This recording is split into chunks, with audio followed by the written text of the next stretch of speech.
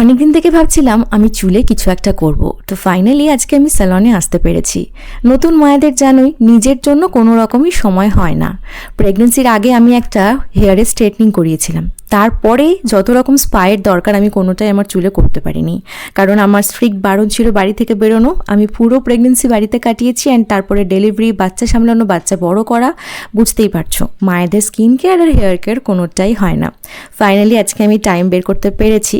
তো এই স্যালনে এসে আগে আমি কথা বলিয়েছিলাম, আর ওরা আমার চুল দেখে বলে আমার চুলটা পুরোটাই ড্যামেজ হয়ে গেছে, কারণ আমি দুবার স্ট্রেটনিং স্মুথনিং করিয়েছি, আর তারপরে কোনো রকম আমার হেয়ার স্পা, হেয়ার কেয়ার কিচ্ছু হয়নি। তো ওরা আমাকে একটা ট্রিটমেন্ট করানোর কথা বলে, যেটা শুনে আমারও বেশ ভালো লাগে, কারণ আমি আমার চুলে এখন কোনো রকম স্ট্রেট লুক চাইনি। আমি চেয়েছিলাম যেমন ন্যাচারালি আমার চুলটা কার্লি আছে সেরকমই থাকুক, বাস চুলটা আমার হেলদি থাকুক, স্মুথ থাকুক। পার্লারে গিয়ে ফার্স্টে আমার চুলটা খুব সুন্দর করে ওয়াশ করে নিয়ে শুরু হয়ে গেল আমার চুলের ওপর কাজ। আর তার মধ্যেই না আমার ভীষণ ঘুম পেয়ে গেছিলো, এত আরাম লাগছিল স্পেশালি। আর সত্যি কথা বলতে কি আজকে আমি হেয়ার কেয়ার করার টাইমই পেতাম না যদি না আমাকে আমার শাশুড়ি মা আর আমার মা সাপোর্ট করতো। সত্যি ওনারা ছিলেন বলে আমি আজকে নিজেকে এই সময়টা দিতে পেরেছি। তো যাই হোক, এই হলো আমার চুলের ফাইনাল লুক। আর হ্যাঁ, এটা কিন্তু আমার ন্যাচারাল নয়, আমার চুল যেমনই ছিল তেমনই থাকবে। এটা ব্লো ড্রায়ার করার পরে চুলটা একটু স্মুথ স্ট্রেট দেখাচ্ছে।